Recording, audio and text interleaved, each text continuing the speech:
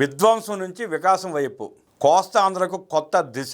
దేశ ఆర్థిక శక్తిగా తీర్చిదిద్దుతున్న కూటమి ప్రభుత్వం. ఒక రాష్ట్ర అభివృద్ధిని కొలవాలంటే కేవలం సంక్షేమ పథకాలతో కాదు, భవిష్యత్తును నిర్మించే మౌలిక సదుపాయాలు, పరిశ్రమలు, ఉద్యోగాలు, వ్యవసాయం, విద్య, ఆరోగ్యం, రవాణా, పెట్టుబడులు ఎలా పెరిగాయో చూడాలి. గత 2 ఏళ్లలో కోస్తా ఆంధ్రలో జరిగిన పరిణామాలను గమనిస్తే ఒక విషయం స్పష్టంగా అర్థమవుతుంది. కూటమి ప్రభుత్వం కోస్తాంధ్రను మళ్లీ అభివృద్ధి ట్రాక్ పైకి తీసుకొచ్చింది. 5 ఏళ్ల పాటు రాజధాని లేకుండా, పెట్టుబడులు లేకుండా పరిశ్రమలు పారిపోయే పరిస్థితులను చూసిన కోస్తాంధ్ర నేడు దేశంలోని పెట్టుబడులకు అతిపెద్ద కేంద్రంగా మారబోతోంది. స్వర్ణాంధ్ర 2047 లక్ష్యానికి కోస్తాంధ్రనే ప్రధాన గ్రోత్ ఇంజిన్ గా తీర్చిదిద్దే దిశగా ప్రభుత్వం వేగంగా అడుగులు వేస్తోంది. గత ప్రభుత్వంలో జగన్మోహన్ రెడ్డి ముఖ్యమంత్రిగా ఉన్న 5 ఏళ్లలో రాజకీయ ప్రయోజనాల కోసం, తమ స్వార్థం కోసం అమరావతిని నిర్వీర్యం చేశారు. 3 రాజధానుల పేరుతో అయోమయం సృష్టించి వేలాది మంది రైతుల త్యాగాన్ని అవమానించారు. ఫలితంగా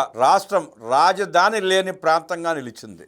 కూటమి ప్రభుత్వం అధికారంలోకి వచ్చిన వెంటనే అమరావతికి చట్టబద్ధమైన రక్షణ కల్పించింది. నిర్మాణ పనులు మళ్లీ వేగం పుంజుకున్నాయి. సిఆర్డీఏ కార్యాలయం ప్రారంభమైంది. ప్రభుత్వ భవనాలు, రహదారులు, భూగర్భ యుటిలిటీలు, financial district, knowledge city, quantum technology hub, health city, ఇలా ప్రపంచ స్థాయి రాజధాని నిర్మాణానికి పునాది పడింది. VIT AP, SRM, Amrita, XLRI, BITS, NID వంటి సంస్థలు అమరావతిని నాలెడ్జ్ క్యాపిటల్ గా తీర్చిదిద్దుతున్నాయి. ఎయిమ్స్ స్థాయి వైద్య సదుపాయాలు, సూపర్ స్పెషాలిటీ ఆసుపత్రులు, మెడికల్ కాలేజీలు ఆరోగ్య రంగంలో కొత్త అవకాశాలను తెరుస్తున్నాయి. ఎన్టీఆర్, కృష్ణా, గుంటూరు, ఏలూరు, ప్రకాశం, బాపట్ల, పశ్చిమ గోదావరి, పల్నాడు, మార్కాపురం జిల్లాలను కలుపుతూ ఏర్పడిన అమరావతి ఎకనామిక్ రీజియన్ నేడు రాష్ట్ర జీడిపిలో 35% పైగా వాటా అందిస్తోంది. వ్యవసాయం, పరిశ్రమలు, సేవారంగ సమన్వయంతో పాటు AI, quantum computing, green energy, electrical vehicles,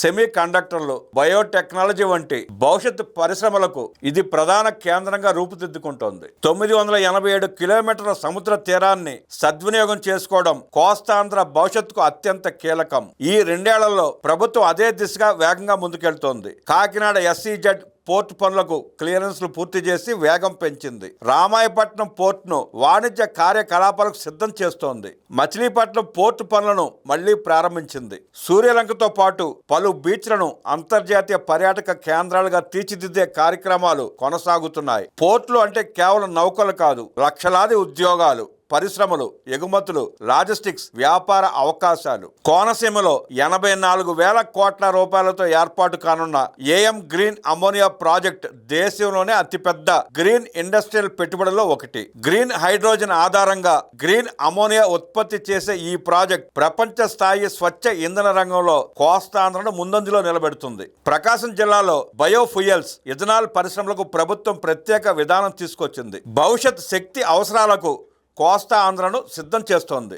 గత ప్రభుత్వం ట్యాక్స్ బెదిరింపులు, విధానాల గందరగోళంతో పరిశ్రమలను తరిమేసింది. కూటమి ప్రభుత్వం వచ్చాక పరిస్థితి పూర్తిగా మారింది. కృష్ణపట్నం పారిశ్రామిక smart city, Chennai Bengaluru industrial corridor, MSME పార్కులు, టెక్స్టైల్ పార్కులు, IT, ఎలక్ట్రానిక్స్ తయారీ రంగాల్లో భారీ పెట్టుబడులు కోస్తాంధ్ర వైపు వస్తున్నాయి. యువతకు 20 లక్షల ఉద్యోగాల లక్ష్యంతో 23 లక్షల కోట్ల రూపాయల పెట్టుబడులను ఆకర్షించే దిశగా ప్రభుత్వం ముందుకెళ్తోంది. కోస్తాంధ్ర అంటే వ్యవసాయం, వ్యవసాయం అంటే నీరు, నీరు అంటే పోలవరం. గత ప్రభుత్వం పోలవరాన్ని నిర్లక్ష్యం చేయగా కూటమి ప్రభుత్వం 2027 నాటికి పూర్తి చేయాలనే లక్ష్యంతో పనులు వేగవంతం చేసింది.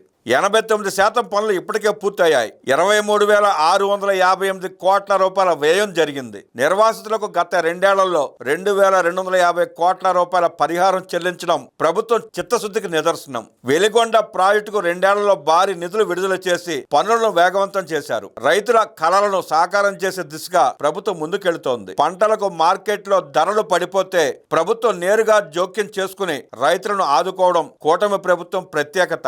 Hyderabad Vijayawada express way, Vijayawada Amaravati metro, outer ring road, కాలువగట్ల వెంట రహదారులు, బెంగళూరు, కడప, విజయవాడ కారిడార్ ఇవి కేవలం రోడ్లు కావు. ఇవి కోస్తాంధ్ర ఆర్థిక వ్యవస్థను వేగవంతం చేసే అభివృద్ధి ధమనులు. నాణ్యమైన విద్య, ఆధునిక వైద్యం లేకుండా అభివృద్ధి అసాధ్యం. మెగా డిఎస్సి ద్వారా వేలాది ఉపాధ్యాయ నియామకాలు జరిగాయి. పోలీస్ కానిస్టేబుల్ నియామకాలు పూర్తయ్యాయి. Ratan Tata innovation hub, AI, quantum, startup ecosystem ద్వారా యువతకు కొత్త అవకాశాలు కల్పిస్తున్నారు. ఈ ప్రభుత్వం ఒకవైపు భారీ పెట్టుబడులు తీసుకొస్తూ మరోవైపు ప్రజల సంక్షేమాన్ని కూడా సమానంగా ముందుకు తీసుకెళ్తోంది. 4,000 రూపాయల పెన్షన్, అన్నదాత సుఖీభవ, తల్లికి వందనం, ఉచిత గ్యాస్ సిలిండర్లు, మహిళలకు ఉచిత బస్సు ప్రయాణం, పారదర్శక ఉద్యోగ నియామకాలు ఇవన్నీ ప్రజల్లో ప్రభుత్వంపై నమ్మకాన్ని మరింత బలపరిచాయి. ఒకప్పుడు అభివృద్ధి ఆగిపోయిన ప్రాంతంగా కనిపించిన కోస్తాంధ్ర నేడు పెట్టుబడులు, పోర్ట్లు, పరిశ్రమలు, రాజధాని, విద్య, ఆరోగ్యం, గ్రీన్ ఎనర్జీ,